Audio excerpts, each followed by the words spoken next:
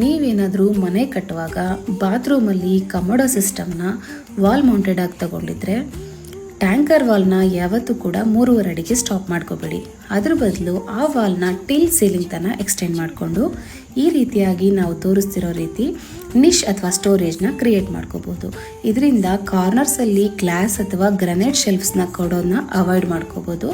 ಹಾಗೆ bathroom neat and stylish ಆಗಿ ಕಾಣೋ ಥರನೂ ಮಾಡ್ಕೋಬೋದು. ನಾವಿಲ್ಲಿ ತೋರಿಸ್ತಿರೋ ಹಾಗೆ ಬಾತ್ರೂಮಲ್ಲಿ ಮಿನಿಮಮ್ ನಿಶ್ ಸೈಜ್ ಬಂದು ಮಿನಿಮಮ್ 2 ಅಡಿ ಅಗಲ 8 ಇಂಚ್ ಮಿನಿಮಮ್ ಹೈಟ್ ಇರಬೇಕು. ಅಥವಾ ನೀವು 3 ಆದರೂ ಆಯಿತು, ಇಲ್ಲ ನಿಮಗೆ ಎಕ್ಸ್ಟ್ರಾ ಒಂದು ಬೇಕಿದ್ರೂ ಕೂಡ ಕ್ರಿಯೇಟ್ ಮಾಡ್ಕೋಬೋದು ಅಕಾರ್ಡಿಂಗ್ ಟು ಕ್ಲೈಂಟ್ ನೀಡ್ಸ್. ಹಾಗೆ ವಾಲ್ ಮೌಂಟೆಡ್ ಇಲ್ಲ ಅಂದರೆ ಏನು ಮಾಡಬೇಕು? ವಾಲ್ ಮೌಂಟೆಡ್ ಇಲ್ಲ ಅಂದರೆ ಪ್ಲಾನ್ ಮಾಡುವಾಗಲೇ ಬಾತ್ರೂಮಲ್ಲಿ ಯಾವುದರ ಒಂದು ವಾಲ್ನ 9 ಇಂಚ್ ಮಾಡಿಕೊಂಡು ಅದರಲ್ಲಿ ಸ್ಟೋರೇಜ್ನ ಕ್ರಿಯೇಟ್ ಮಾಡ್ಕೋಬೋದು. ಇನ್ನು 3 ವೀಡಿಯೋಸ್ಗಾಗಿ ಗೃಹಂ ಫಾಲೋ ಮಾಡ್ಕೊಳ್ಳಿ.